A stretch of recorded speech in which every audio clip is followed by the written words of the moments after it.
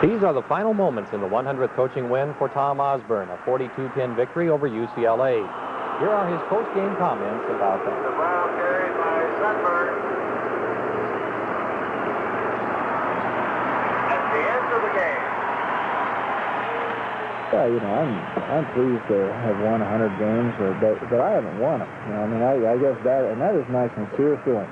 I have never won a football game because I don't play here. You know, the players win the games, and you know, we recruit the players and we prepare the players. But so it's nice, and I appreciate it.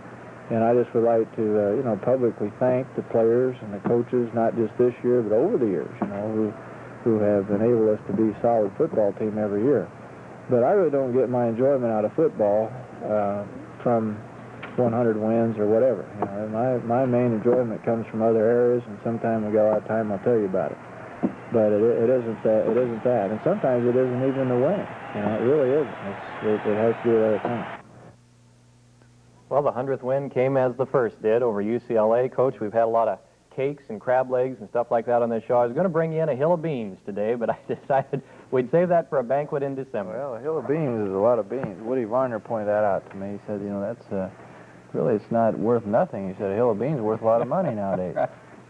All of the highlights in Nebraska's win over UCLA, Coach Osborne's 100th victory, coming up on the Tom Osborne Show.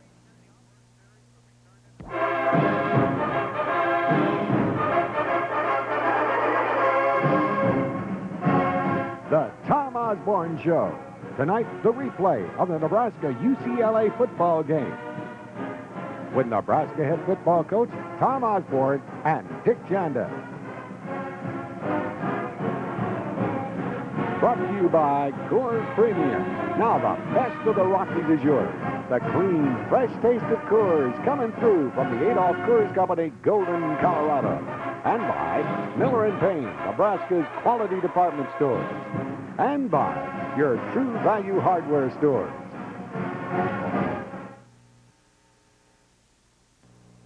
Cleaning your home after a long, active summer is no vacation. That's why True Value Hardware stores offer quality fall cleaning supplies.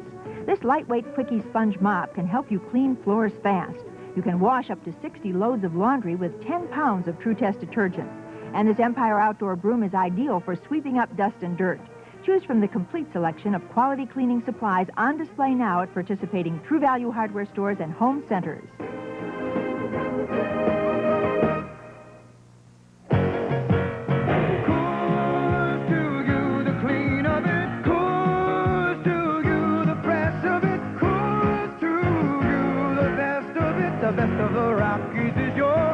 Of the Rockies, the fresh of the Rockies. Brewed the Coors way, natural and pure. Coors to you, the clean of it, all night through, the fresh of it. Rocky Mountain Gold, you got it.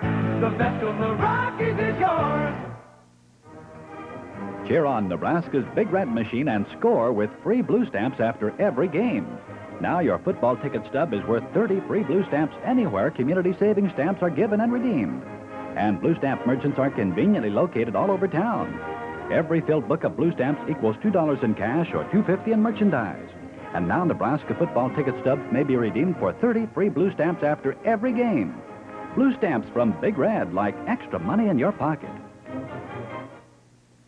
Now from B.F. Goodrich, TA radios for on and off-road driving. The deepest grabbing tread of the mud terrain, TA. The only radial mud tire on the road today designed to operate in the roughest of road conditions with outstanding traction and self-cleaning tread. Put your pickup or four-wheeler to work in the snow, sand, or dirt with the all-terrain TA. A rugged, wide footprint and heavy-duty sidewall for long, tough wear. Sale prices on Goodrich TAs available from Harmon's OK Tire, Fall City, Geneva Tire, Geneva, Ted's OK Tire, Sutton, and Capital Tire, Lincoln.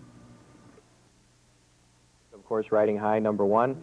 You'd mentioned that there was a little bit of a lack of emotion at the start of the game for your team. Yes, I don't know, the lack of emotion bothers me so much. It just seemed like we weren't real crisp. Maybe weren't quite as intense about things as we should have been. And of course, sometimes when you have 3 or 4 fumbles on the ground, you tend to, in retrospect, feel, well, we weren't quite as ready to play. And sometimes fumbles just happen, but it didn't appear to me as though the first quarter particularly was a good quarter of football. The first half wasn't very good.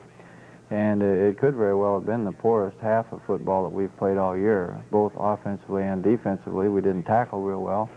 And sometimes your tackling is sort of reflective of a state of mind, too. So we weren't real happy with what transpired the first half, and I would say we must have a pretty good football team to do the things that we did and still be ahead of UCLA 14-10.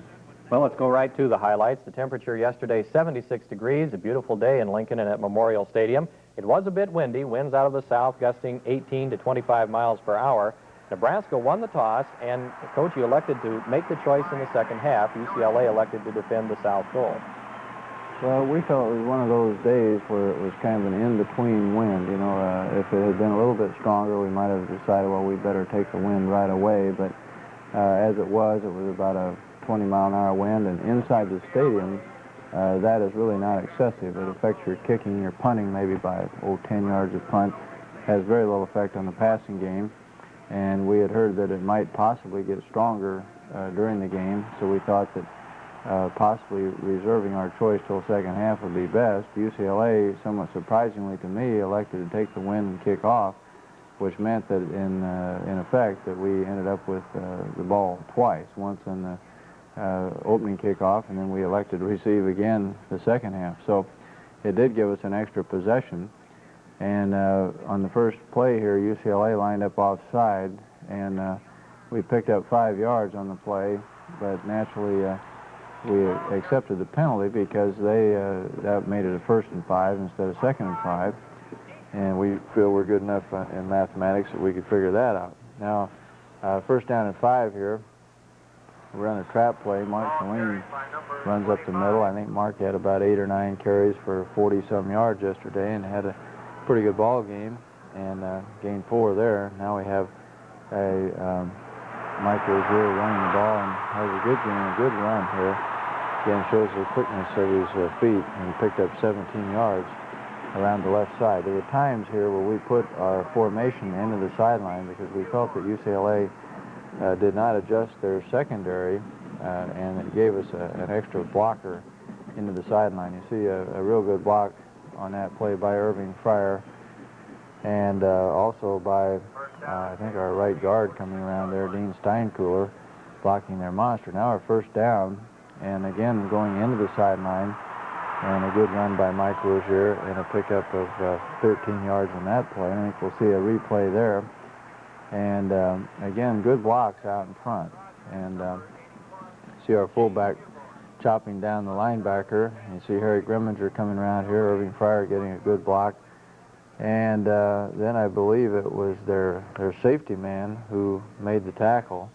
And he made a lot of tackles yesterday, and you really don't usually like to have your safety man be your leading tackler. That indicates that people are moving the ball on you. Again, strong into the sideline, and Turner breaks a tackle here, and I think it looked like he was switching hands with the ball as he got hit, and Jeff Smith had a free shot at it, had the ball momentarily, and then it squirted out from under him. And so what happened to us in the first half was almost the reverse of what happened in the Penn State game, where we had the ball on the ground 9 times and lost it only 1 time. And yesterday it seemed like early in the game, every time we fumbled it, we lost the ball. Here you'll see Jeff Smith has the ball right in front of him, and you see that, again, it bounced off his shoulder pad, and Saline evidently is not even aware of the fumble. And so you always hate to see something like that happen in the first series, because we had a chance to really establish some momentum and go in and score. It looked like we were going to go in and score because they weren't slowing us down much. Now on a screen pass here, we get good pursuit, but again, that play was kind of typical of our first half, and we were there but didn't tackle the man. He picked up 3 more yards just because we didn't wrap him up. Now they run an off-tackle sweep, and a good play there by Mark Dahm. And also I think Knox got over to help on the play. And a gain of 1 yard there by Nelson. And now Neuheisel is going to throw the ball to Darren Nelson, or rather Kevin Nelson, that is. Darren is his brother. And it was incomplete. Pretty good coverage there. So now 4th and 8, Bono, who is their second-team quarterback, comes in to punt. And, of course, he was punting with the wind, so he outkicked his coverage a little bit, and Irving Fryer was able to get upfield for a return of 11 yards. And through 4 games, we still really haven't broken Irving on a punt return. Jeff Smith has had a couple of fairly good ones, but Irving has not, and it's just mostly, I think, the breaks of the game. Now, in that play, we were in a weak set. Mark Shalene carried the ball, and Mike Rozier was the lead blocker. Gain of 3. Now a sprint draw, and Mike Rozier bangs upfield and gets 5, and just wasn't able to bounce outside like we like to with that particular play. So it's 3rd and 2 now, and a pitch play. It's well blocked, a good block by our tight end, and a good block by the fullback on the linebacker, and we're able to pick up 5 yards, which gave us first down with about 3 yards to spare. Now, on first down, Turner Gill hits Irving Fryer, and Irving does a good job of running with the football in a gain of 15. This was a delay pattern. It's not a very difficult throw, and the pass protection was pretty good here. And you see here that Irving Fryer delayed into an area where a linebacker had blitzed, which gave us a clear throwing lane to him. And as Irving's, of course, very dangerous runner when he gets the ball. How much of a problem was Turner Gill's back? He'd had a sore back Thursday and missed practice. Well, I think it might have been, Dick, a little bit of a problem mentally, you know, because when you're not real sure if you're going to be able to play or not, right up maybe till the morning of the game, it takes away from your concentration. And so Turner wasn't quite as sharp yesterday, at least in some of the things he did. There he tripped. I don't believe that was really his fault necessarily. I think the lineman just stepped on his foot, and that happens once in a while. And here he makes a real good run and scrambles out of trouble. That was on a 3rd down and about 12, and he got about 10 of it back. So now he's going to try on a 4th down play here to pick up first down, and he ducks up for 3 yards and was able to get the first down. Did you think about a field goal at that point? It was 4th and 2 there. No, not really, because we were kicking into the wind, and our field goal kickers don't have great range, and you know, when you got an offense that's averaging 8 or 9 yards of play, you've got to figure you got a chance to pick up a 4th and 2. They're a pitch play there, and Rozier around the right side. Now we put Irving Fryer in motion, and this was 1 of 2 incomplete passes that we threw. That was probably a very difficult pass. It was catchable, but it was thrown a little bit behind Irving. Now we come back with kind of a companion play. We put Irving Fryer in motion to draw the defense a little bit and then run a counter sweep, and a good block there by John Sherlock, and then a good move by Mike Rozier. And unfortunately, they called our guard for holding on that play, and I guess none of us saw the flag until Mike was in the end zone. So they call it back, and here you'll see Harry Grimminger coming around the end, and he had a good block on the end, and it wasn't really a flagrant thing. I just guess his arm came out a little bit, and they threw a flag on it. So again, we're really stopped by an unfortunate thing, because, and it seemed like after about 3 or 4 of these events that you begin to wonder if you're ever going to get untracked and if you're ever going to get things going right, because it does appear that the turnovers and mistakes really kept us out of the end zone through the first quarter. Now in this play, Turner left a little prematurely, or something happened. He didn't get the snap, and then instead of falling on the ball, he tried to pick it up and got it knocked loose, and UCLA gets the ball. And of course, they end up now out fairly near midfield, up at the 42-yard line. And so we go from what's an apparent touchdown to giving them ball at the 42 in 2 plays. And this, of course, had to be a tremendous lift for them psychologically. I imagine they came in here hoping they might play well, but having no idea that, you know, at this stage of the game that they'd be in as good a shape as they were. Here's a crossing pattern, and Mike McCashlin made the tackle. Now it's just an off-tackle play, good tackle by Dom. But again, they're getting upfield and making some yards, and I think the first quarter and throughout some of the first half, it appeared that we got knocked off the ball some. Here we didn't close quite quickly enough, and Nelson carried the ball right tackle area for 2 yards, so now it's a 3rd down and 1. And you see Nelson again on an off-tackle play. A good play here by Brett Clark, but he wasn't able to keep him short of the first down, so he did pick up 3 and get the first down. Now it's a bootleg pass here, and Neuheiser's under some pressure. He does a good job of getting rid of the ball, But still a good effort, good pursuit by our defense, holding that to just a 3-yard gain, and that was Doug Herman who made the tackle. Here we see a replay of it, and Neuhausel is pulled up there, and then does a good job unloading the ball. But again, good pursuit by our defense and limiting them to a short gain. Now 2nd and 7 at the 27-yard line, and this was, of course, a sustained drive, and again they bang us out of there pretty well, and a gain of 4 yards. That was Nelson, and UCLA took a timeout, and now they came up with kind of a strange shift, a strange formation, which we had not seen before, and they get an extra man open out in the flat and pick up first down. That was a critical 3rd and 3 situation, and they were able to pick up about 5 or 6 yards, and now really do a poor job of controlling the line of scrimmage.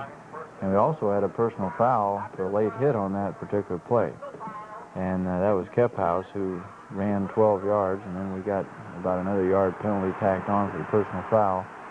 And then at 1st and goal at the 1, again Kephouse carries the ball and gets up over the top, and we appeared to be very soft, you know, on that play and 3 or 4 other plays, and things are just them coming out running straight at us. So I was very discouraged at this point with both the offensive and the defensive performance, and it seemed like you know, neither one was asserting themselves very much. So it capped a 58-yard drive in 10 plays. Frank Cephas, the big fullback for UCLA, taking it in, and now Lee comes on for the extra point for UCLA. He kicks it good, and with 4:39 left in the first quarter, it's UCLA 7 and Nebraska nothing. Here you see the extra point try by Lee. And we'll be back with more after this timeout. The kick is good. The score, UCLA 7, the Huskers nothing. The men's designer collection. It's all about style, color, and a way of life. Slip into easy-fitting pants, rugged shirts, and polished sweaters. Choose a vest for something extra and a tie for added dash. Exciting colors that mix and match. They're all here. Calvin Klein, Henry Grethel, Boston Trader, Jeffrey Bean, Izod, and Genera. Plus our exclusive Jonathan Stewart. In style, in charge, in demand. For the man who makes the right decisions at Miller & Payne. It's a two-sided coin. You want the protection only life insurance can provide, but you can't afford to sacrifice current interest earnings. Now, with Accumulite from Bankers Life Nebraska, you don't have to trade one for the other. You get both low-cost insurance plus a high-yield accumulation account. So, heads you win, tails you win. With Accumulite, protection plus a competitive return on your dollar. For more information on Accumulite, contact your Bankers Life Nebraska representative. Now's the time to get away. Come get away. Ooh, Lincoln Tour and Travel away.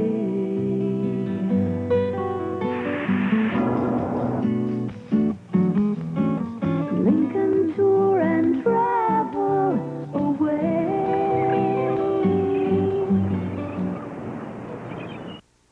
So UCLA takes the 7-0 lead and gets on the board first. Kicks off following that out of the end zone. Well, they really kicked off well, and their field goal kicker, Lee, was a fine kicker. They seemed to have great range, and here we ran a pitch play to the short side of the field, and Jeff Smith carried the ball, picked up 3 yards, got hit very hard. It seemed like UCLA was really ready to play, and of course this is kind of the way it's going to be, I think, from here on out, that everybody we play will really come in juiced up and ready to go. And there we had a pitch play to an option play, actually, a gain of 6. Again, Smith carrying the ball. And now Mike Rozier carries the ball on a pitch play into the sideline. And it was a 3rd and 1 situation. He got 4. So we got the first down. And now we're out at the 33-yard line, run a little counter sweep. And again, you see that they really closed very well. We were trying to run a counter sweep to a split inside, which is something we hadn't done before. We really didn't have too much success with that play yesterday. Now we run a more basic play, that's something that we know more about, I guess, a pitch play. And Jeff Smith picked up 5, so again we're at 3rd and 3. And we ran a lot of options on 3rd and 3. good block here by the fullback, and Turner is able to gain 6 before Rogers, the safety man, made the tackle. So again, we pick up the necessary first down yardage. Sprint draw here. Jeff Smith bounces outside. Couldn't get much running room, and gain of 3. Now it's 2nd and 7, and Jeff Smith is going to carry the ball in this play. Counter sweep. It's pretty well blocked by Dean Steinkuhler and Scott Raritan, and Jeff bounced outside, picked up 11 yards. And I think we'll see a replay of this. And again, Rogers gets over there on the tackle. You see here Steinkuhler blocking number 41, and then he's picked up also by Raritan. And you see Irving Pryor doing a good job blocking out in front. Irving is a very fine blocker, and it's a little unusual sometimes to find a guy that's a great receiver that also is a good blocker. Now here, a disaster strikes again. Mark Saline had about a 7 or 8 yard gain going there, and the ball got knocked loose. So on 3 consecutive possessions where we moved the ball very well, we managed to stop ourselves. Here you see somebody's hand reaching in there and just knocking the ball loose. And of course, it was anybody's football, and UCLA came up with it. If there's any advantage to all these turnovers that did happen in the first quarter, perhaps one was the fact that it was a test for the team to overcome adversity to show their character. Right. We'd rather we didn't do it just to see if we could overcome it, but we really had not had to play from behind, and we did manage to get ourselves down by 10 points. And I guess the only person really on the field that panicked was me at that point, because I was beginning to get a hollow feeling in my stomach that, you know, this may be the day where we just weren't going to be able to pull out of it. But everybody seemed to keep playing, and I think they got to playing better, and that worried me because lots of times if a team really isn't mentally ready to play, they don't ever pull out of it. You know, sometimes they get worse. But we did, in the second half particularly, play pretty good football. We'll be back with the second quarter after this timeout.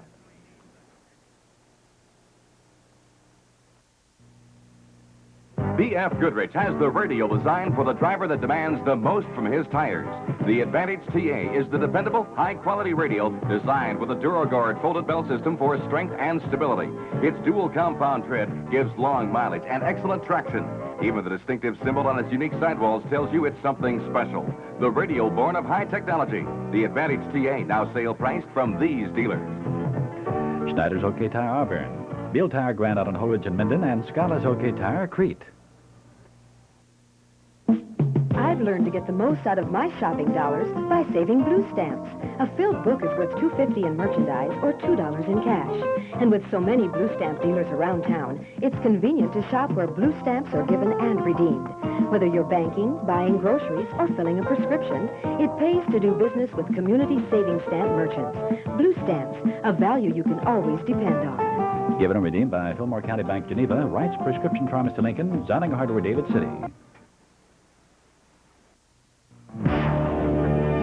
When I finish work, I can't wait to see what develops. Turn it loose tonight. Coors Light, turn it loose tonight. Don't hold back, turn it loose tonight. Hey, beer after beer when you're moving around. Coors Light is the one that won't slow you down. Coors Light, don't slow down. Turn it loose, turn it loose. Watching the corn grow used to rank right up there with watching the paint dry. That was before Golden Harvest came out with new H2480. Oh, it's a high yielder, all right, and a fast dryer. Compared to competitive brand hybrids in 1982 early harvest trials, H2480 averaged 3 points drier and over 20 bushels an acre better. But besides all that, it's just plain beautiful.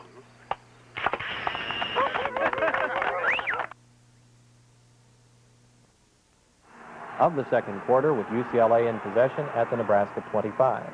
It looked like Neuheisel changed the play there. You could see him audibly, and Pennell carried the ball, gain of 5. Mike Keeler made the tackle, and now they get a big hole off the left side here, and Cephas carried the ball, and Brett Clark made the tackle there. Now there's a counter sweep, and Nelson with the football, gain of 4. Mike Knox made the play. Mike was a leading tackler for us yesterday with, I think, 15 or 16 tackles. Now Nelson comes back and carries the ball, gain of 1. We blitzed on that play, and we happened to blitz right in the right place. Mike Knox made the play, and now it's 3rd and goal. And in this case, we were very, very fortunate because they were called for offensive pass interference. Really what happened, it looked like the receiver coming out of the backfield ran right into Neil Harris, and they both kind of flattened each other. But it would have been a 4th down, and I'm sure that they would have kicked field goal. They still would have had 4th down and 5 or 6, but this way they were penalized.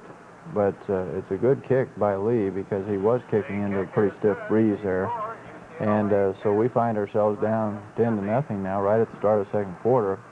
And it began to look like it might be a real long afternoon at this point. 12:52 at this point left in the half, and Potter will kick off to the end zone. They kick off from the left hash mark. I think their idea is to maybe kick it down into one corner, which they do consistently pretty well. And I think that way they feel that it maybe helps their coverage. The return man doesn't have as many places that he can run. And Jeff Smith did bring the ball out of the end zone. I believe that was the only kick that we were able to return during the day and get up just beyond the 21-yard line. So now we try a reverse play here. We thought we might try to get a big play, get something going. And UCLA really reacted pretty well. And they turned Irving Fryer back in. And Irving did really a pretty good job of just getting upfield and gaining a yard and not losing any substantial amount. Now on 2nd down and 9, Mike Rozier bounces outside on a sprint draw and shows good balance and a pickup of about 10 yards. And of course that was sufficient for the 1st down. Here's a replay. You see Greg Orton in there at left guard getting a good block. John Sherlock at left tackle did a good job. The fullback managed to block the linebacker. And actually our wingback was getting a pretty good block too, but we just ran short of space there. And Mike Rozier got tripped up. And they brought in the chain for measurement. And it appeared as though we did get the 1st down.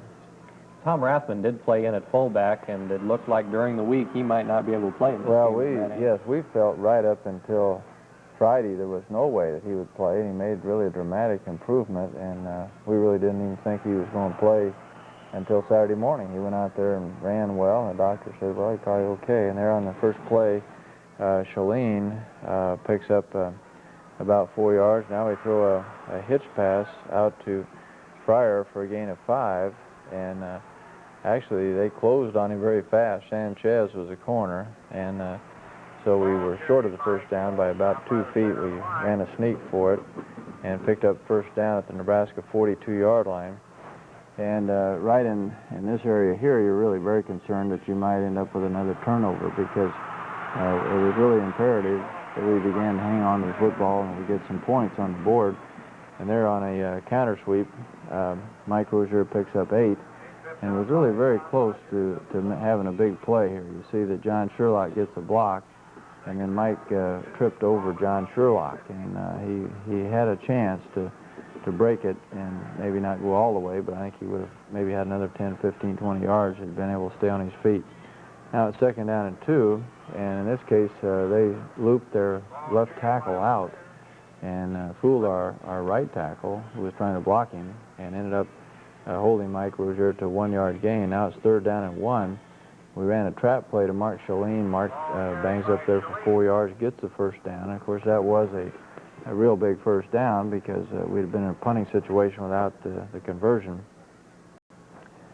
Now we throw the ball out here in the flat, and they reacted well. Ricky Simmons tried to block the man coming up and just didn't get enough of him, and the play was ruled as a complete pass. Now Turner runs the option, and it looked like he was down there, but they did not blow it down. So we're very fortunate that Mike Rozier was able to get on the ball. So we picked up a pretty big gain there of 17 yards. And I guess I've got to see this again, but it appeared to me that Turner was down at the time he lost the ball, but he's got to put the ball away. You see right there, it was very close. And now Mike Rozier recovers the fumble at that point. Of course, he can't advance it. It's a fumble from the point where he recovered it. Right. Well, he was on the ground when he recovered it. If he'd been able to scoop it up, then he could have advanced it because he's an offensive player. The defense can't advance a fumble. In professional football, you can, but in college ball, you can't. Here's a pitch play to the weak side, and a gain of 6. Jeff Smith in the ball game at that point. Now it's 2nd down and 4, and Mark Shalene makes really kind of an exceptional run here. He had to cut back away from the grain and got hit pretty hard right in the middle of the air and hung on to the football and was able to score. And it shows a combination of power and strength on Mark's part. You see, he had a guy free who just hit him right from the side, but fortunately he was able to hang on to the football. An 11-yard touchdown run. 7:27 is the time left in the quarter, and now the balloons go up. Well, evidently our publicity on the balloons helped the balloon sales, we hope. And but it was a long time coming. It would have been terrible if everybody would have had to carry the balloons home with them. The extra point is kicked good. A lot of people got rid of theirs on that touchdown that was called back on the penalty. And the drive took 5 minutes and 20 seconds, 12 plays, 79 yards. Nebraska's on the board. It's still, though, UCLA 10 and Nebraska 7. And now Livingston will kick off for the Huskers. This one goes to the end zone with the win. And there's no return, but UCLA is penalized for a personal foul.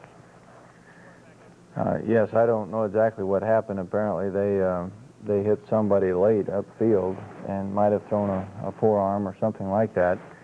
And, of course, a dead ball foul is very difficult to overcome because the result was that they ended up with a 1st down and 20 because they were penalized half the distance to go, which was 10 yards.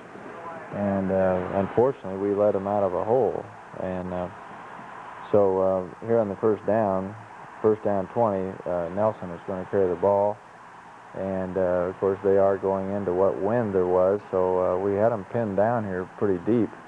And now he was talking about noise here. And the thing I'd like our fans to understand is that this is not, it's kind of counterproductive because if the official has to stop play enough times, I think they'll warn you a couple times, and then they'll start charging you timeouts. And then when you're out of timeouts, then they start penalizing you. So theoretically, the crowd, if they're not cooperative, could cost us some timeouts and even get us a penalty. Now here they hit the flanker, Sherrod, for a gain of 19 yards and got almost all of that 20 yards back. Now here I think maybe they made a mistake. 3rd and 1, they decided to throw the ball, and they didn't throw it deep. You know, they were trying to maybe get 7, 8 yards on that play. And I imagine if they had to do it over again, they'd like to have run it because we really hadn't slowed them down any. And so as a result, now they have to punt the ball to us. And punting into the wind, they got a rather bad punt. And the ball did take a good bounce for UCLA, but we still have the ball out near the 30-yard line. First play here, we have a formation set into the sideline, a counter sweep, and some good blocks, and you see there a good tackle by Rogers. Very difficult to bring Mike Rozier down one-on-one, and yet Rogers did it on occasion yesterday. You see, we have all the blocks. Irving Fryer got a good block, and we don't have anybody left for the safety man. He's on his own, and we have to beat him one way or another, and we weren't able to do it there, so we still picked up 8 yards.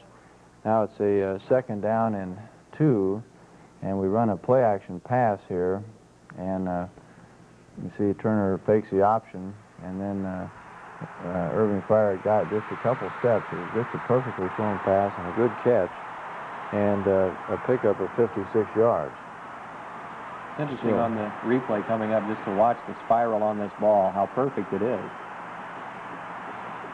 Well, he's throwing the ball with the wind, so you got to be a little careful. Oftentimes, in this case, you'll see the ball overthrown, and it was just a perfect pass. And the defenders really were frozen just for about 2 steps. And with a player like Irving with that kind of speed, he can just get behind you in a very short period of time. Now, the first play here, we run a pitch play around the left side here, and Mike Rozier is able to bounce outside and score very quickly.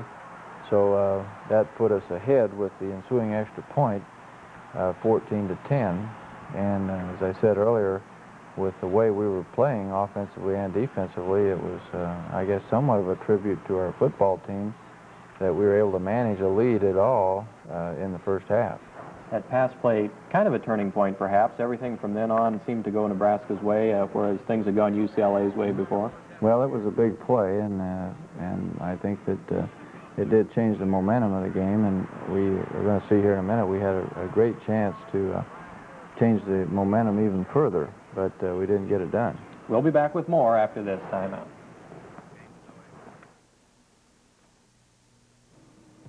Save on the high quality of Century Furniture at Miller & Payne. The Century Furniture Company, long known as the supplier of quality upholstered furniture, sofas, and chairs, is now offering 25% off all in-stock or special order purchases. Savings included on bedroom and dining room furniture as special orders only. Century, the name stands for quality, durability, and trust. Distinctive furnishings for your beautiful home. From Miller & Payne. This is a furnace, not just any furnace, but the new Ultramax high-efficiency gas furnace. The furnace that recovers over 92% of the heat and the energy you pay for. With virtually no waste, you save big dollars on heating bills. The Ultramax is designed for the coldest winter, yet it runs quiet. Believe me, it's simple to install and service. The Ultramax gas furnace will save you money all winter, every winter. For the Ultramax furnace, contact Reitman Plumbing and Heating in Beatrice and Fluhop Plumbing and Heating in Seward. Inside the Fall Shopper Circular from True Value Hardware stores, you'll find practical products for your home. Like this 1-liter stainless steel vacuum bottle for $16.99. And this Topper's nylon roll bag for $3.99. Protect valuables with this TrueGuard 1.5-inch padlock for $2.99. And put things in reach with this Comfort Line step stool for $12.99 in the Fall Shopper Circular and at participating True Value Hardware stores and home centers. Watch 10-11 morning. 6 a.m. weekdays.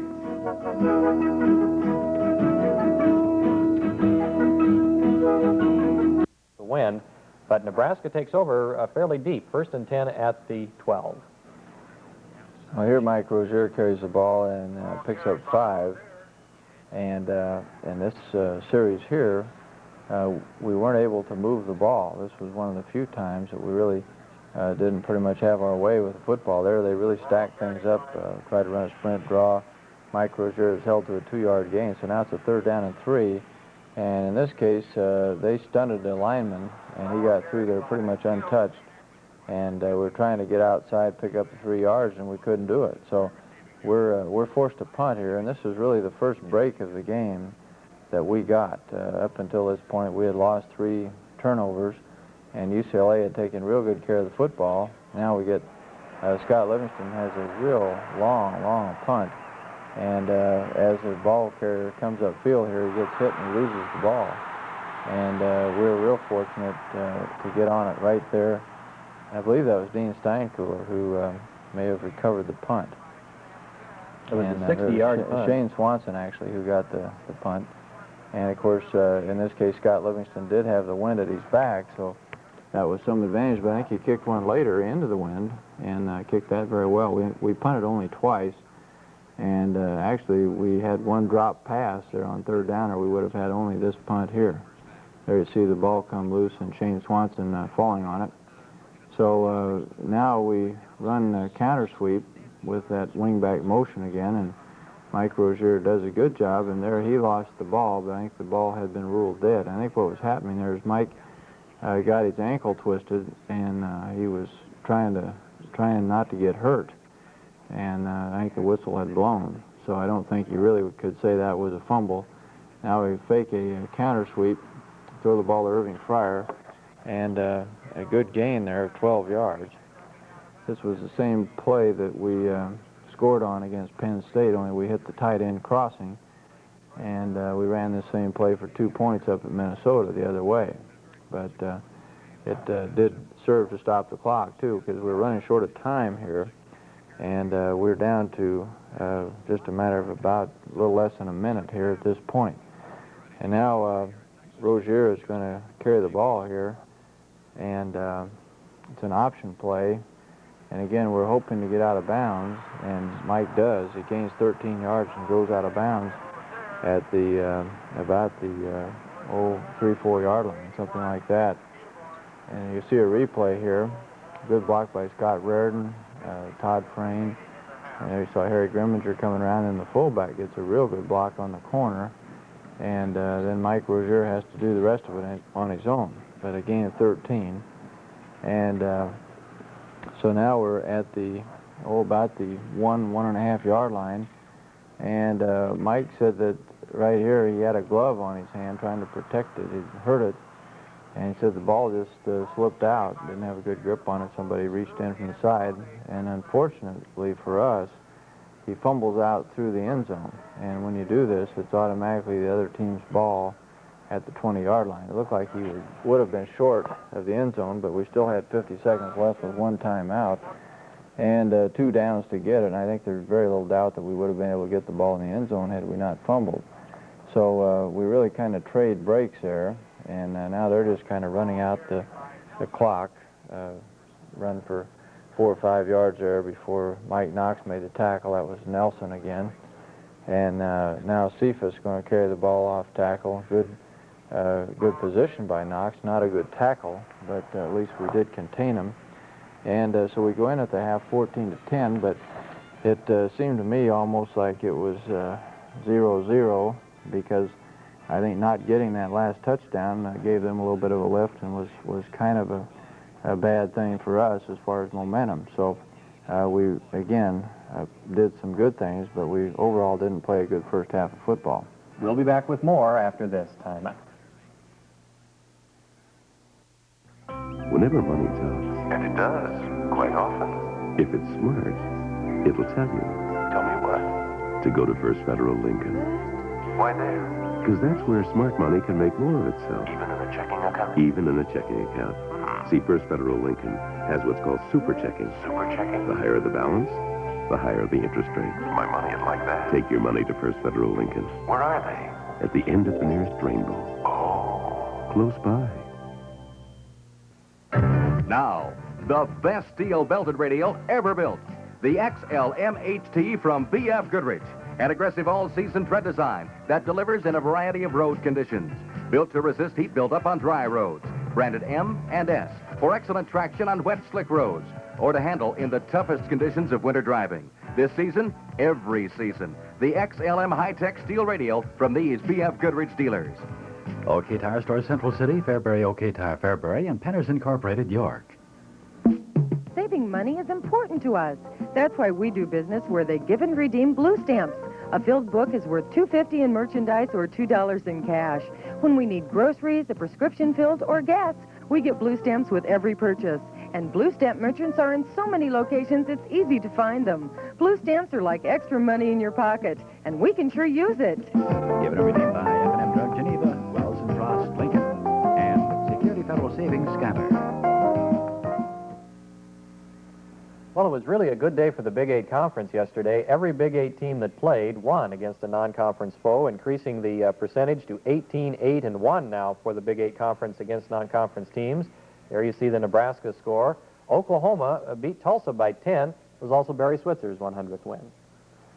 Well, I read in the paper where Barry wasn't real pleased with his team's performance, maybe through the whole game, and I guess we weren't too pleased with part of ours. Oklahoma State appears to be a pretty good football team, beating Texas A&M, I believe, down in College Station 34-15. And, of course, they will be our opponents in 2 weeks, and I think that'll be a tough game. Kansas was rather surprising in beating USC, and I thought before the season began that they would have a lot of real good players. And, of course, then they lost to Northern Illinois and tied TCU, and it just kind of looked like they were maybe not going to be any good, but now I think they've got a real good football team. Missouri had a little trouble with Utah State, but did win by a touchdown, and Colorado beat Oregon State rather handily, and I think that, again, Colorado was a team that's somewhat on the move, and I believe Iowa State won a game yesterday, too. So, as you said, the Big 8 is looking better. Kansas State beat Wyoming in a close game, and I don't believe Wyoming is a real bad football team. And Penn State was able to finally win a football game and beat Temple. And I don't think that people really realize how much maybe that game that we played against them took out of them. I think that it really shook their confidence. They got to moving players around. They didn't know which quarterbacks to go with, and I think that kickoff classic is probably something they would really rather not have played at this point. Minnesota lost to Purdue, and that was a game that they really needed to win very badly because they're not going to get any easier from here on out. And Syracuse beat Rutgers, and Syracuse will be our next week's opponent. Getting off the track just a little bit, this week it came out that a recommendation might be made doing away with freshman eligibility for football and basketball in the NCAA. What are your thoughts about that? Well, I think that is simply the recommendation of a committee, and I don't believe it has a chance to pass. I was at some not Big 8, but NCAA meetings last summer with some coaches and athletic directors and faculty reps, which were supposed to represent somewhat of a cross-section of the NCAA, and it seemed like the overwhelming support, I'd say 90% of the people there at that time, were in opposition to any change to the present rule. So I doubt very much that the recommendation of this committee is going to carry much weight. There's some other things that would go along with not having freshmen eligible, like scholarship limits increasing. Well, yeah, it wouldn't have to, Dick. They may come up with some compromise where they say freshmen are going to be ineligible. We'll still have 30 and 95 total, and in that case it would work a hardship on some people.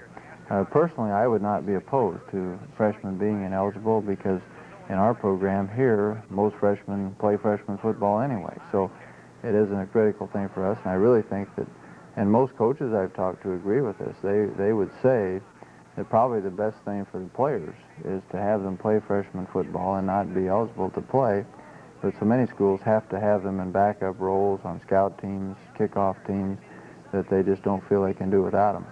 We'll be back with the second half of Nebraska UCLA after this timeout.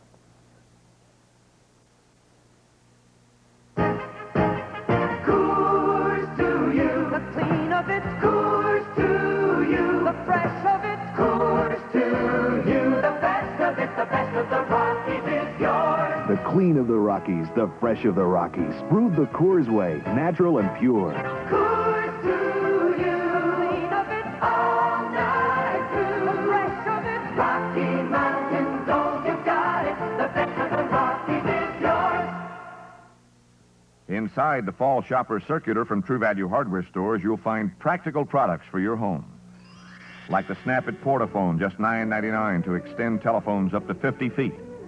Make home repairs with a Master Mechanic electric glue gun, only $7.39. And protect your hands with Wells Lamont cowhide gloves for $3.99 a pair.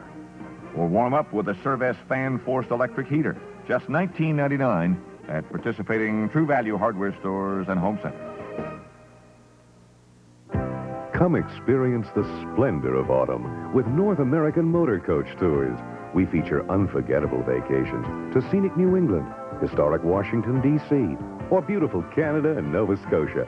This fall, take the vacation that will last a lifetime of memories. Take a North American tour. Come on along, America. There's a better way to go.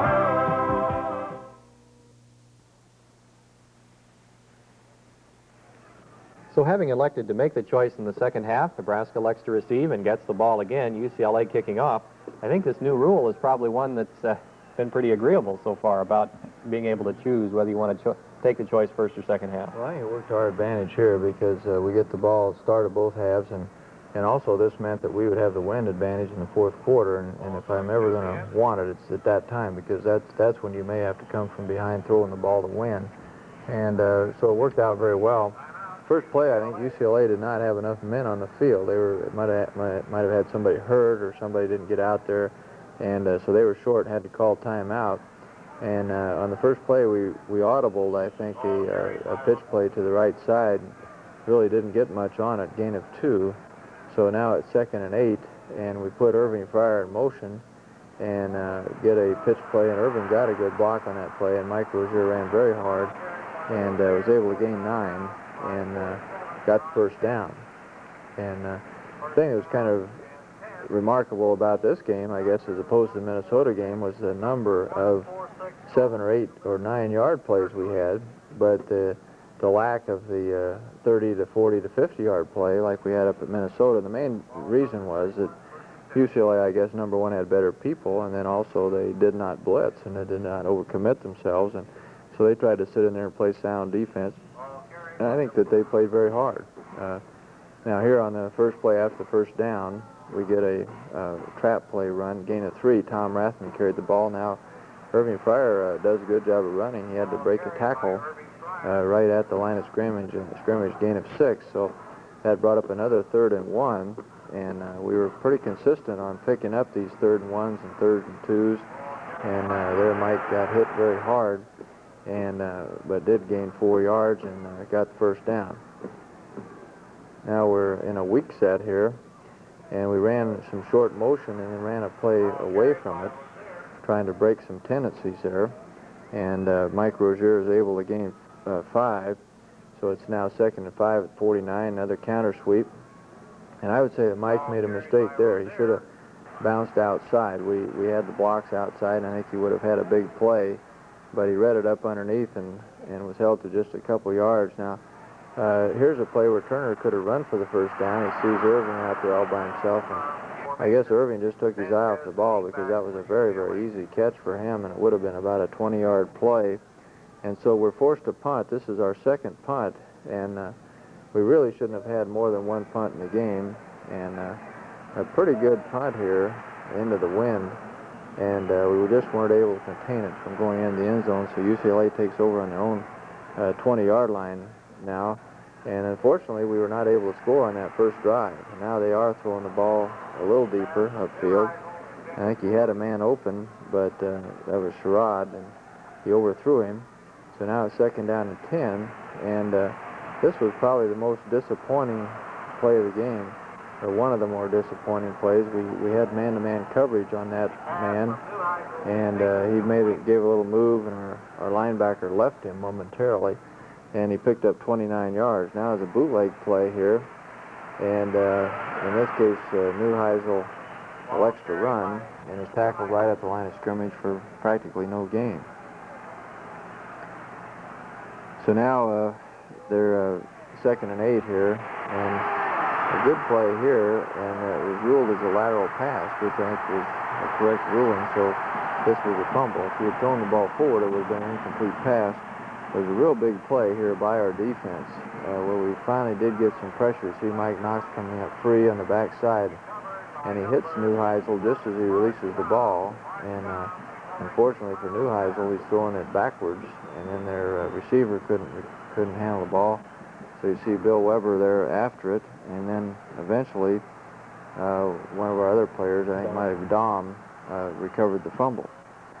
So on our next series here, we run an ISO option, and there's one where Turner might have pitched the ball. He had the defensive end's numbers turned toward him, and he ducks upfield here and gets a few yards. And now Jeff Smith goes up the middle, runs very hard, and picks up a good gain there of about 4 or 5 yards. So now we're down at the down near the 10-yard line here, and a good play by Mark Shalene, running up the middle there, gain of 5 on that particular play. And now we're 2nd and 5 at the 14-yard line, and Jeff Smith's in the ball game, and Jeff bounces outside. Got hit very hard again by Rogers, but he is penetrated now down to the 7-yard line. Now we've got 2 tight ends in the game, and run an option play around the left end. It looked like Turner Gill was going to score there, but they did close on him and grab him about the 2-yard line. And now we ran a trap play here, and we just kind of missed the trap block. The guy got upfield on Harry Grimminger there, and practically no gain on the play. So now this is a 3rd and goal at the 2, and normally Mike Rozier would try to get underneath that. This is one of the more exceptional 2-yard runs, I guess, that you'll ever see. He did get some help from Turner, and he got a little bit of help there from Harry Grimminger, and really did a tremendous job. But I would say that ordinarily we wouldn't advise this type of thing because it also could have resulted in maybe a 10 or 15-yard loss. And he probably should have just stayed underneath and tried to get up underneath for the 2 yards. And, of course, Mike has great speed. You just can't get by with this kind of play. There's Rogers missing the tackle. He didn't miss very many. And So Mike really displayed his running ability on that particular play. And did get some great help there from Turner Gill and several others on the blocking. Schneider comes in for the kick and makes it good. And with 8:16 left in the third quarter, it's now Nebraska 21, UCLA 10. Back with more after this timeout. Saturday is Blue Stamp Day at our house. First, I make a list of everything I need to buy, and the kids add a few of their own. Then we're off to shop where they give and redeem blue stamps. A filled book is worth $2.50 in merchandise or $2 in cash. So with every purchase, I know I'm getting more for my money. And it teaches the kids the value of $1. Blue stamps really are like money in your pocket. Given and redeemed by Lincoln Federal Savings and Loan Association in these Nebraska cities and Fillmore County Bank, Geneva. By the way, I just opened a resource management account with Payne Weber. Well, I've had an account like that for years. My canceled checks are returned automatically. Merrill Lynch. As a cardholder, I'm offered a $10,000 line of credit. I wish Dean Witter had that. And the securities in my account are insured up to $10 million. 10 mil? Open a Payne Weber Resource Management account, and you could be saying... Thank you, Payne Weber. It's a two-sided coin. You want the protection only life insurance can provide, but you can't afford to sacrifice current interest earnings. Now, with Accumulite from Bankers Life Nebraska, you don't have to trade one for the other. You get both low-cost insurance plus a high-yield accumulation account. So, heads you win, tails you win. With Accumulite, protection plus a competitive return on your dollar. For more information on Accumulite, contact your Bankers Life Nebraska representative. So with Nebraska now leading 21-10, the Huskers kick off. Scott Livingston does it. You know, on that run by Rozier, he went 2 yards, but he actually covered probably about 80 or 90 in the process. Well, I would think so at least, and of course I might be pretty tired after that run. Now, on the ensuing kickoff, we kicked the ball a little bit short, and here we were in man-to-man coverage, and Neil Harris really didn't cover badly there. Just a fine throw by Neuheisel. He hit Sherrod there for a 19-yard gain. And now we do a little bit better job here. Nelson carries the ball around the right end. Mike Keeler made the tackle after a gain of 2. And now it's 2nd and 8. And we're able to get some pressure here to the quarterback. And you see David Ritter getting in there first. And then Mike Cranmer making the final sack on Neuheisel and a loss of 7 yards. And of course, this is one of the critical factors in playing a passing team. You've just got to hope in an afternoon where they try to throw the ball 25, 30 times that you're going to sack him 4 or 5, and because that usually will stop a passing game, usually will kill a drive. So that brings up now a 3rd down and 15, and in a way we had a bad break on this play. They were called for illegal motion right before the snap, and evidently didn't have somebody set, and here we intercepted the pass. David Burke stepped in front and made a good break on the football, but evidently they had ruled that the ball was dead before the ball was snapped. And you see there the umpire stepping in and throwing a flag, and he's blowing a whistle just as Neuheisel releases the ball. And a good break on the ball there by David Burke, and also good coverage by Mike McCashlin on Sherrod. So instead of getting the turnover, they have a 5-yard penalty here. We have no option. We can't refuse it because the whistle had blown before the ball was snapped. So now Neuheisel goes back to pass, and Rob Stuckey gets through. So on consecutive passing plays there, I guess we sacked him twice and then intercepted the pass. So I think our defense in the second half really played much better, and we're more dominant, controlled the line of scrimmage better. And you see here Tranmer applying some pressure up the middle, and then Rob Stuckey chasing Neuheisel down from behind, and Rob does have good speed. We probably have a little more quickness up front than what we've had in a lot of years as far as our defensive front is concerned. Now Bono comes in to punt, and of course he was also their second quarterback, played some later in the ball game. Jeff Smith has the start of a good return here, and manages to get about a 20, 28-yard return, which was certainly very good. And now on a first down at our own 28, Jeff carries the ball for a short gain of 3. And now it's a 2nd and 7. And we're at the Nebraska 31-yard line. And on this play here, throw an out pattern to Irving Fryer, and Irving's able to duck upfield for an extra 5 or 6 yards, and a gain of 13 and the first down at the 44-yard line. Now Jeff Smith gets some running room to the outside and picks up 15 before Rogers is able to make the play. Imagine Rogers a little bit sore this morning because he had to run all over the field and make a lot of stops. This is a pitch play, pretty well blocked. You see Harry Grimminger coming around the corner here, knocking number 47 down. And really, Rogers kind of missed the tackle, but he did get Jeff to step out of bounds there. Smith got a little more playing time maybe than any other game this year. Well, we had the ball more. See, the difference here was we had 82 plays, Dick, whereas up at Minnesota we had right at 70. And so that enabled everyone to get more carries. And now Turner rolls out. This is a run-pass option. He had really some good blocks by the I-back, Jeff Smith, and also by Mark Shalane. I think we're doing a better job of blocking that particular play than I've ever seen us do. And you'll see here, again, a good example. Jeff Smith chops 41 down, and now Shalane comes down and takes 57 down, and so Turner is able to duck upfield for a gain of 7 yards. So we're now penetrating down into UCLA territory down to their 32-yard line. And now it's Jeff Smith and Shalane in the ball game at the running back spots. Good block there by Shalane, and that was a good job by a whole offensive line. They pinched their defensive line. We had to wall them down, and then the backs had to read outside. Now he run a trap option. Again, Turner could have probably pitched the ball there. The defensive end was turned toward him, and Turner ducks up for a gain of 6. Now it's 2nd and 4. And you'll see Mark Shalane running off tackle here with Jeff Smith as the lead blocker. Jeff does a good enough job to get him loose for 8 yards and down to the 12-yard line. And Mark Shalane is, we talk about Fryer and Gill, Rozier, but Shalane is a very valuable part of that backfield. And I think sometimes people don't realize how important people like Shalane and Rathman and Brungart and those people are.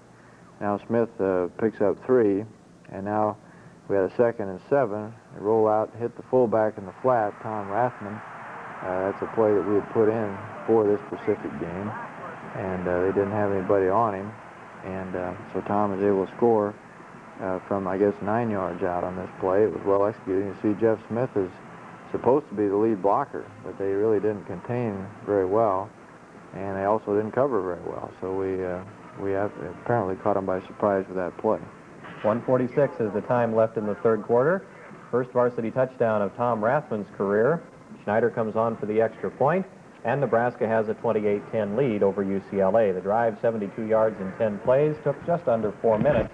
There was no further scoring in the third quarter, and the third period ended with Nebraska leading 28-10.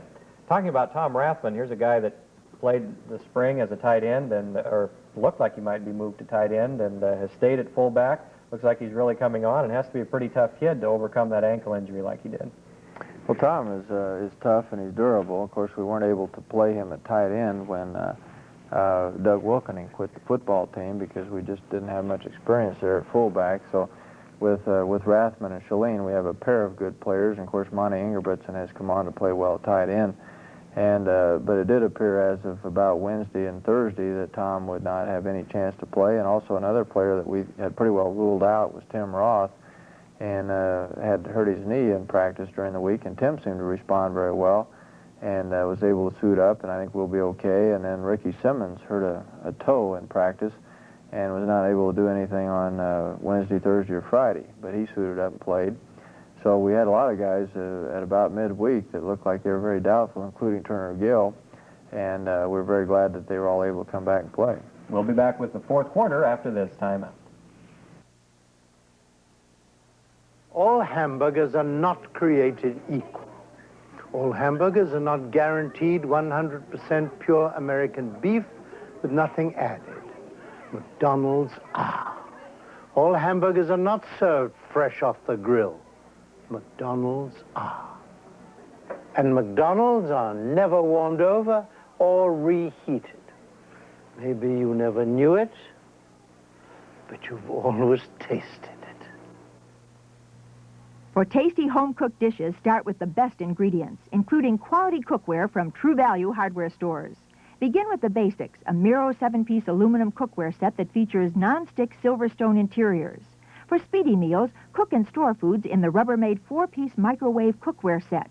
Or get practical Corningware dishes you can use in both your microwave and conventional oven. You'll be treating yourself to name-brand quality when you get them at participating True Value hardware stores. Mr. Farmer, did you know that America's #1 radial tractor tire is priced below last year's cost?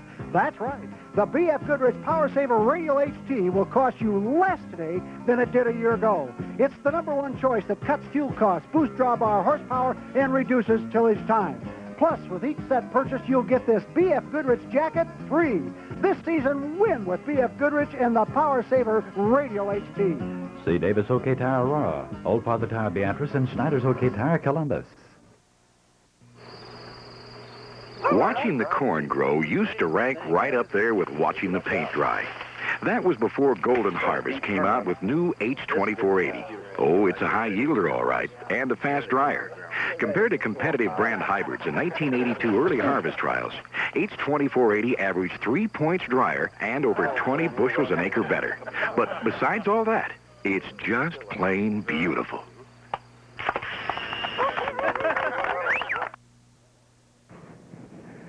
We'll pick up the action with the first play of the fourth quarter. UCLA in possession, 2nd and 7 at the Nebraska 47. Well, Bono got rid of the ball there. It looked like he was down, but he got rid of it to Tennell, and Jim Scow was still there to make the tackle, loss of 7. And you see that Bono is in the game now. Pretty good pressure here by Graber, Bill Weber, and a good job of just getting rid of the ball, and then Dom makes a play along with Scow. So it really almost resulted in the same as a sack because the loss was 7 yards, and now it's 3rd down and 14. And Bono is able to get the ball off this time. It's a bootleg pass, and he throws it out in the flat, and Donnell picks up, I believe, got the first down. That was 3rd down and 14. He just got the 14. And very, very close on the measurement. Here's what UCLA calls a freeze play, where they have everybody just sit there, and I think they go into a long count, and then they hope you'll draw you offside. And then, of course, the center snaps the ball if he sees anybody come in the neutral zone. So they were deliberately trying to draw us offside, which I thought was very unsportsmanlike of them. But it did work, and they got a cheap 5 yards. So now it's a 1st and 5 at the 35, and Nelson picks up 3 before Scott Strasburger made the tackle.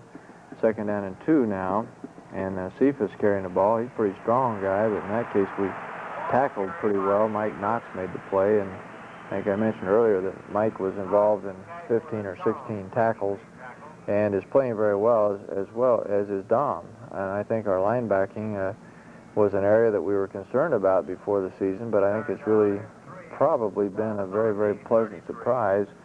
And plus, I think we're developing a little bit of depth at that position. Dom was the 2nd leading tackler yesterday. He had 9 total tackles. Of course, really, that's kind of the way it should be. Your linebackers should make the most tackles because that's really what they're in there for. They're in that position. Now, Bono goes back, and Doug Herman does a good job of sacking Bono. We're glad to see Doug coming on a little bit here and playing a little bit better. He's a good football player. Of course, he played a lot for us last year, and he has good agility, good athletic ability for a big man. You see him getting a good pass rush there and tackling Bono.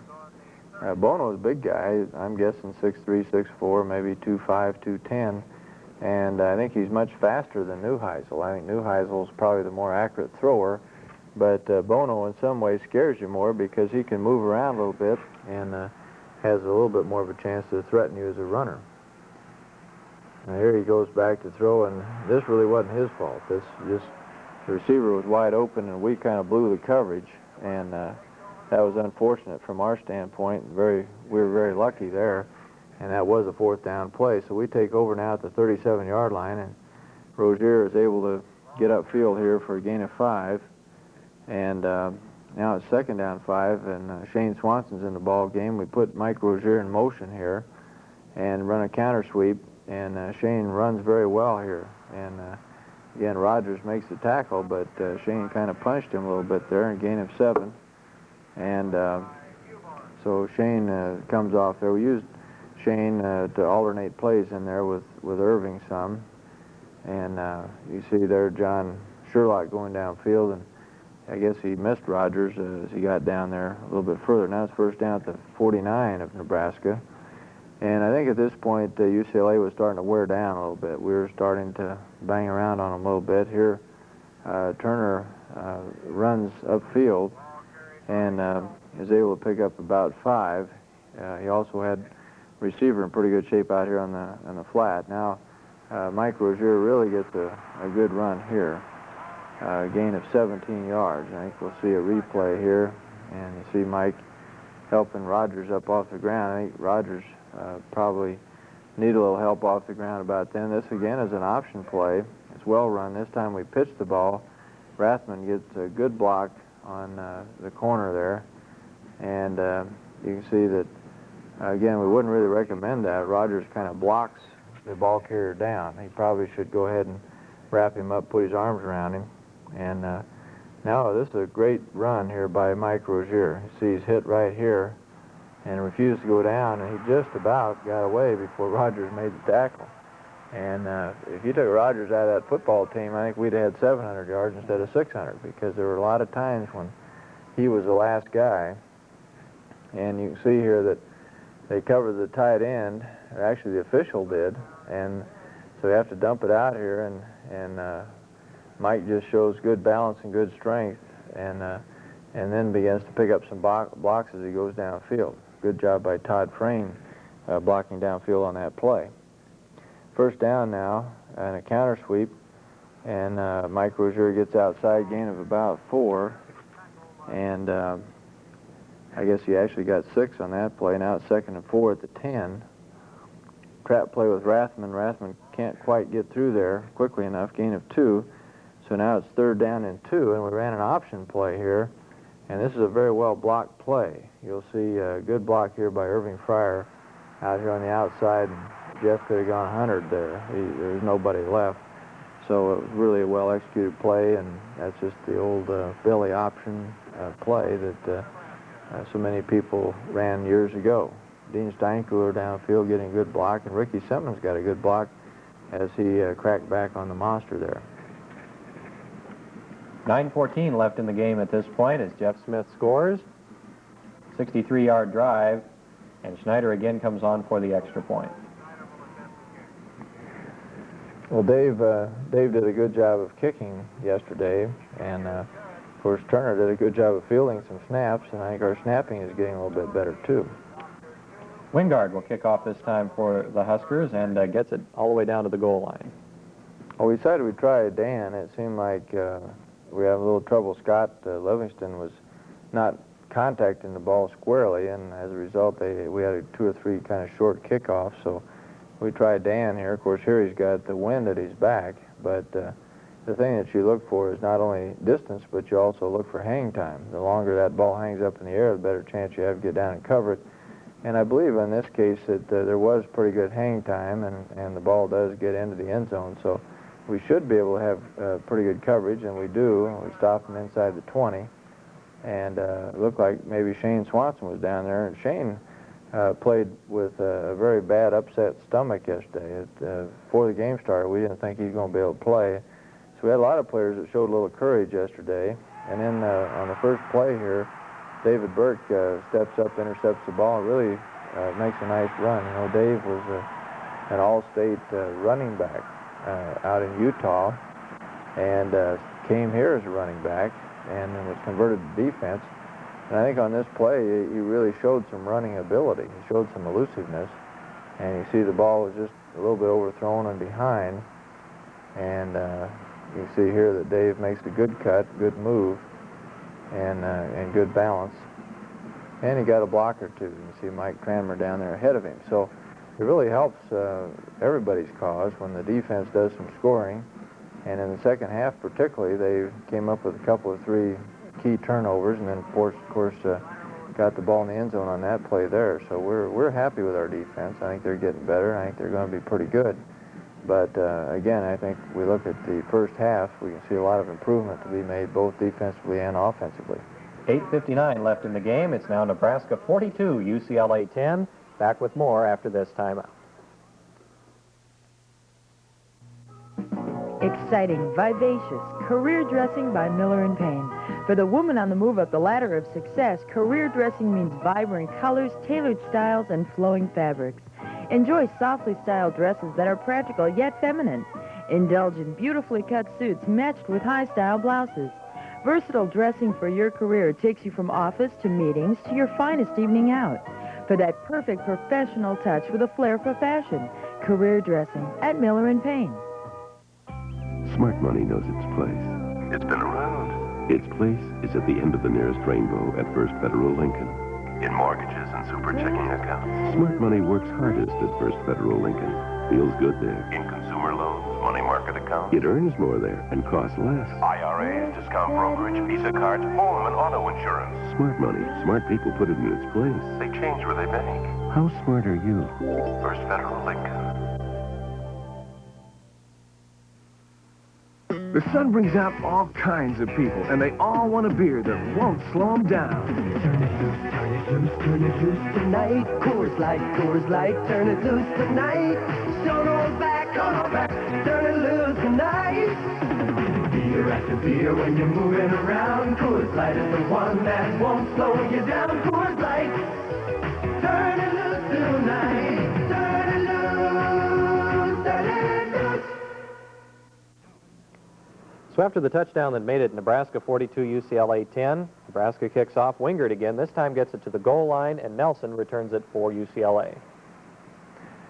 Well, here we missed a tackle, and the kick was good enough, but our coverage was really not very satisfactory.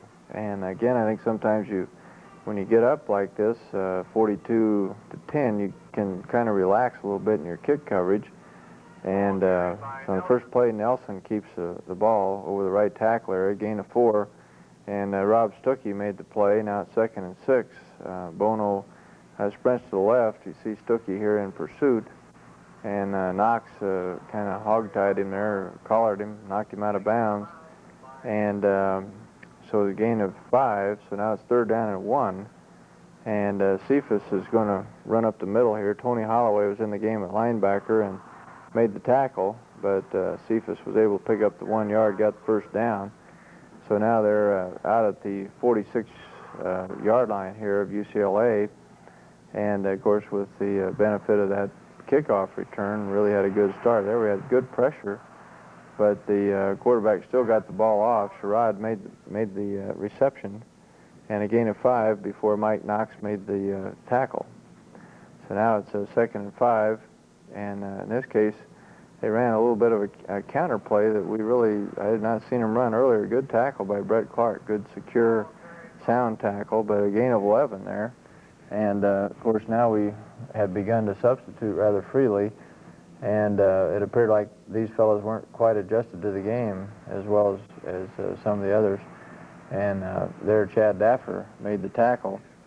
But in that case, they faked a reverse, and there was really no gain on the play, and also Tucker was in on the play.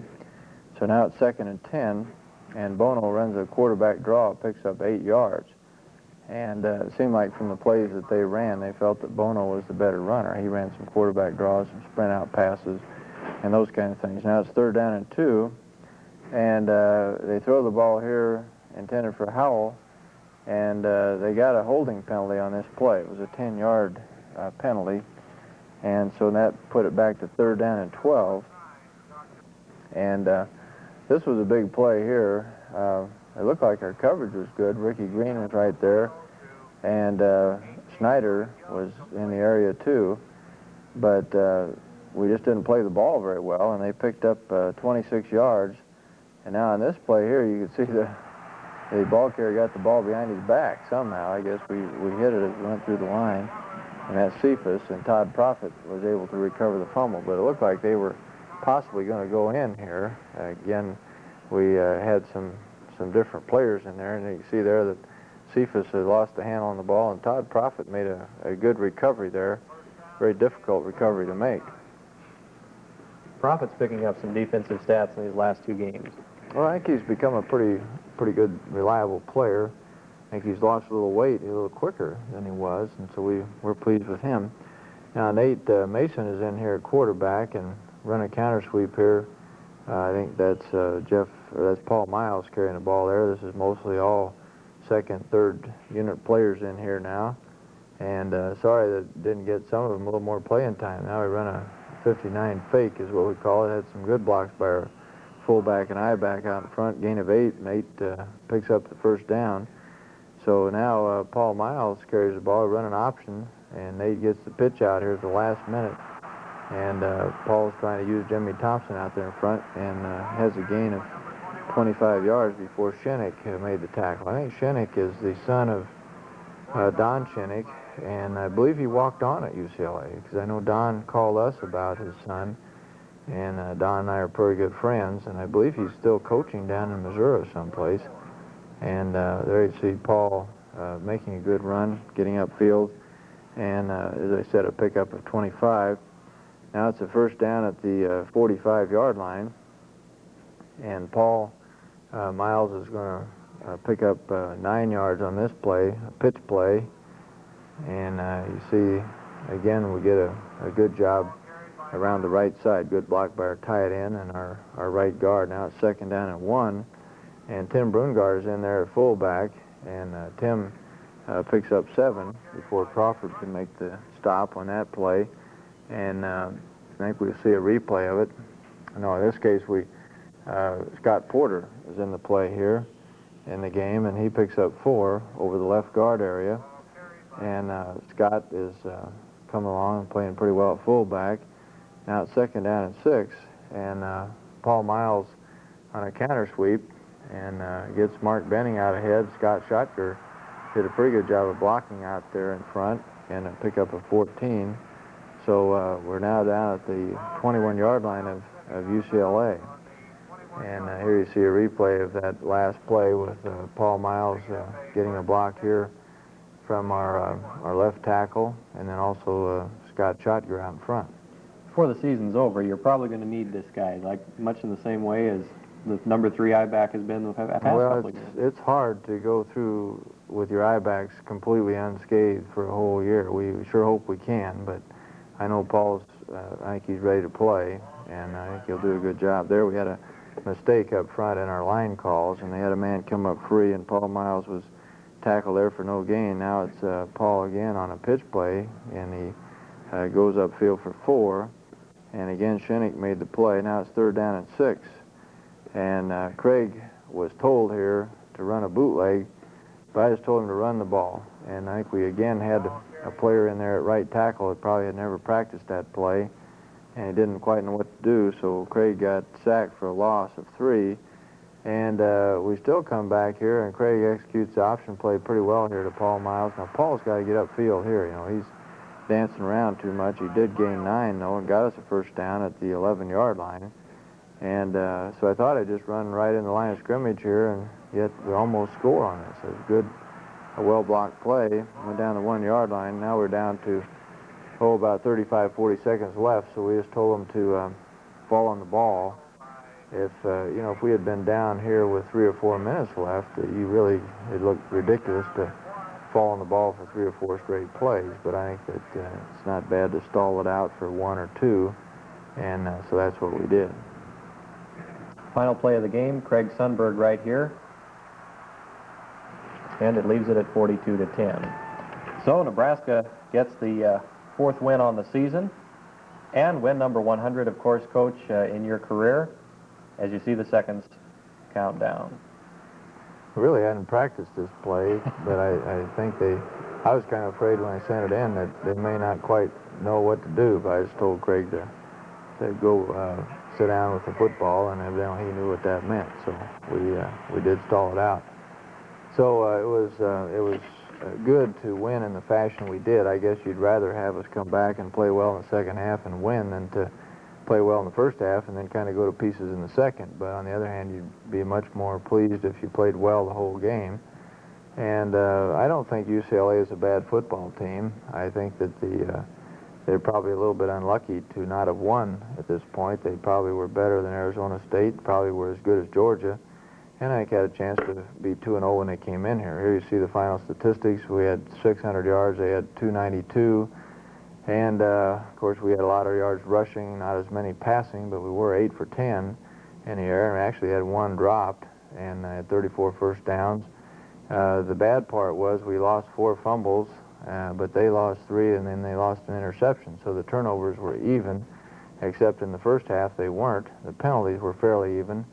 We had a fine punting average of 54.5 on 2 punts, and we did have some return yards, quite a bit more than UCLA. So I guess, again, before the game, had I known that we'd win by 42-10, I'd sure taken that, because I thought that maybe a few points or a touchdown would be very good. We'll be back to wrap things up after this timeout. When winter does its worst, be sure you've got the best. The Snapper single-stage snow thrower. It blows snow away like no other its size. Specially designed blades slash through even the stubbornest snow. The chute turns a full 220 degrees, and a deflector cap aims the snow where you want it. Try finding all these features on other single-stage snow throwers. You'll find Snapper blows the competition away. See our full line of snow removal equipment today. Come see B&J Small Engine Repair of Lincoln. Kick off each home game day with a delicious breakfast in Miller & Payne's Crossroads Cafe, open 7 to 10 a.m. in the lower-level Lincoln Center. Service is fast, so you won't miss any of the fun of a football Saturday. And beginning at 10:30 each home game day, enjoy our famous Big Red Cafeteria in the 5th floor tea room, serving old favorites like chicken pot pie and macaroni and cheese. Join your friends for breakfast or lunch before the game in the Crossroads Cafe and Big Red Cafeteria at Miller & Payne, Lincoln Center. Well, Syracuse, of course, up next for the Huskers, off to a 3-1 start, which is the best for Syracuse since 1979. But this is a school and a team with a lot of tradition. Well, traditionally, Syracuse was a great football team, and it seemed like maybe Penn State has kind of taken up the slack there and maybe getting some of the players that Syracuse at one time got. And I think, you know, you had Floyd Little and Ernie Davis and some great players back there in the late 50s and early 60s, and then it seemed like Penn State from about the middle 60s on kind of began getting most of the great players in the East. But Syracuse has gotten better, I think, under their present coach. They've rebounded a little bit, and you were telling me they were 3-1. I wasn't aware of that. I thought they were 2-1, but they've done well, and I think that they'll be a good football team. And I guess the one score that they've had so far that has kind of caught my eye was something like about 34-35 over Northwestern, which 2 years ago wouldn't have amounted to anything, but I think at the present time people feel Northwestern's a pretty good football team. So apparently Syracuse is for real, and I think we'll come in here and play very well. What do you know about them as far as how they line up? What kind of a look they'll give you? Have you studied any of them? I haven't looked at a film yet. By the time this is shown, I hope I know something. Okay. But we'll start on that in the afternoon. Coach, congratulations again on victory number 100, and we'll look for 101 against Syracuse. Well, we sure hope so. Okay, thank you very much, and that's it for the Tom Osborne Show. We'll see you again next week with the highlights of Nebraska and Syracuse.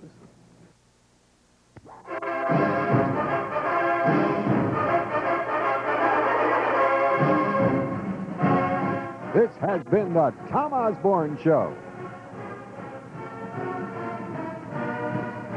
With Nebraska head football coach Tom Osborne and Dick Janda.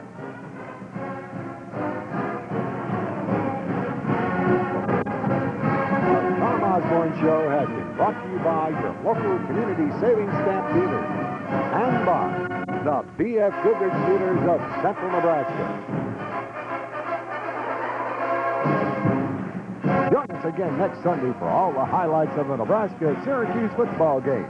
The Tom Osborne Show is another KOLN KTIN TV sports presentation.